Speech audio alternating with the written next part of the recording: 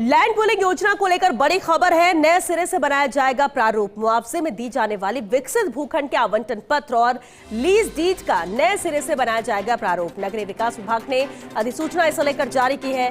Rajasthan land pooling scheme rules में बदलाव किया गया है। नियमों में पहले से निर्धारित था आवंटन पत्र व पट्टे का प्रारूप, लेकिन इस प्रारूप में नहीं थी कोई स्पष्टता। नियम व शर्तें भी पूरी तरह से स्पष्ट नहीं थी और इसी के चलते अब समय समय पर किया जा सकेगा निर्धारण। सरकार निर्धारित कर सकेगी आवंटन पत्र व पट्टे का प्रारूप।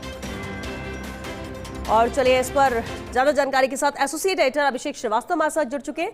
अभिषेक जी, बेहद अहम खबर है। लैंड पूलिंग योजना को लेकर विस्तार से लेकर जानकारी आपसे चाहेंगे।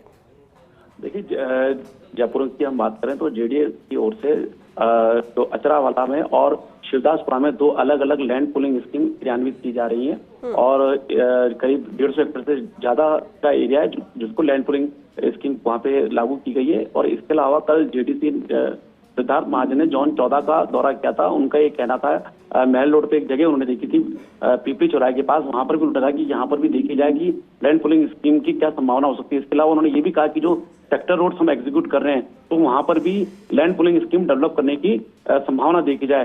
तो जिस तरह से लैंड पूलिंग स्कीम जो कि बहुत ही इंपॉर्टेंस है आज की, उसमें किस तरह से अर्बन प्लानिंग के लिहाज से, क्योंकि लैंड पूलिंग स्कीम में इस तरह से पूरा एरिया प्लान किया जाता है ताकि वहां पर सुविधाओं के लिए पर्याप्त स्थान हो, सड़कें चौड़ी हो और जो भविष्य की आवश्यकता के अनुसार वहां पे जमीनें रिजर्व की जा सके। तो उस लिहाज से लैंड पूलिंग स्कीम 2016 में इसका एक्ट पास किया गया था राजस्थान में, और उसके बाद 2020 में नियम के साथ इसको लागू की गई। और तो इसी लैंड पूलिंग स्कीम में जो नियम बने हुए थे 2020 में, उसमें जो पहले से प्रारूप निर्धारित था, चाहे वो आवंटन पत्र का हो या वो पट्टे का हो, तो उसमें स्पष्टता नहीं थी। उसमें ये क्लियर नहीं था कि ये विकसित भूखंड का पट्टा दे रहे हैं या किस तरह से पट्टा दे रहे हैं। उसमें नियम और शर्तें भी स्पष्ट नहीं थी। तो इसी के चलते जेडीए ने राज्य सरकार को प्रस्ताव भेजा था कि इसमें जो ये अभी फॉर्मेट है, इस फॉर्मेट को डिलीट किया जाए नियमों से और ये प्रावधान किया जाए कि इसको नए सिरे से तैयार किया जाएगा। इसके लिए प्रावधान डाला गया है कि राज्य सरकार समय समय पर जो फॉर्मेट है आवंटन पत्र और पट्टे का वो निर्धारित कर सकेगी।